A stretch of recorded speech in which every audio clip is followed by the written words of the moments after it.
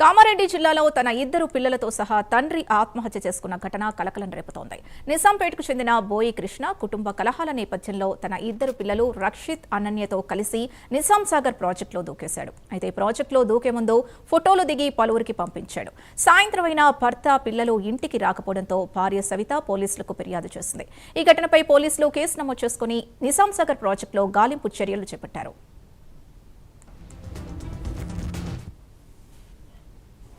మళ్ళా అని అది రాలేదు, ఇక అటే పోయారు, ఇటే వచ్చేసి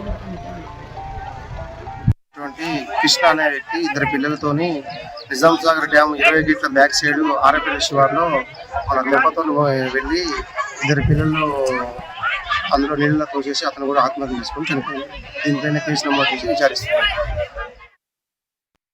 అంశానికి సంబంధించి మరింత సమాచారం కరెస్పాండెంట్ రాజేష్ అందిస్తారు. రాజేష్, అసలు ఏం జరిగింది? ఎందుకు ఆ వ్యక్తి పిల్లలతో సహా దూకి ఆత్మహత్య చేసుకున్నాడు? వివరాలేంటి?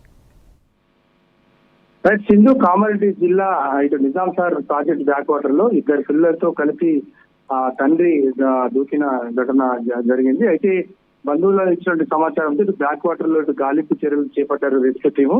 అయితే ప్రస్తుతం అయితే ఇటు కూతురు అనన్య మృతదేహం అయితే లభ్యమైంది. తండ్రి కృష్ణ, అదేవిధంగా కుమార్ రక్షిత్ వాళ్ళ కోసం కూడా గాలింపు చర్యలు చేపట్టారు. అయితే భార్య సవితతో గొడవపడి ఆత్మహత్య చేసుకున్నట్లు ప్రాథమికంగా అయితే సమాచారం అందింది. అయితే మృతులు అయితే సంగారెడ్డి జిల్లా నిజాంపేట మండల కేంద్రానికి చెందిన వారిగా ఇటు పోలీసులు గుర్తించారు. అయితే నిన్న అంటే ఉదయం ఇటు నిజాం సాగర్ ప్రాజెక్టు ఇటు అందాలు చూడడానికి పిల్లలతో వచ్చినటువంటి తండ్రి అయితే ఫొటోస్ అదే సెల్ఫీస్ దిగినట్టు తెలుస్తా ఉంది. అయితే సాయంత్రంలో ఇటు బ్యాక్ వాటర్ లో బలవరం అంటే ఆత్మహత్య ఇటు పిల్లలను చూసి తను కూడా దాంట్లో దూకిన పరిస్థితి. ప్రస్తుతం అయితే రెస్క్యూ అయితే వీళ్ళిద్దరి కోసం అయితే తండ్రి కృష్ణ, అదే కుమార్ రషీద్ కోసం అయితే గాలింపు చర్యలు అయితే చేపట్టారు. పోలీసులు అయితే దర్యాప్తు చేస్తా ఉన్నారు. Thank you Rajesh.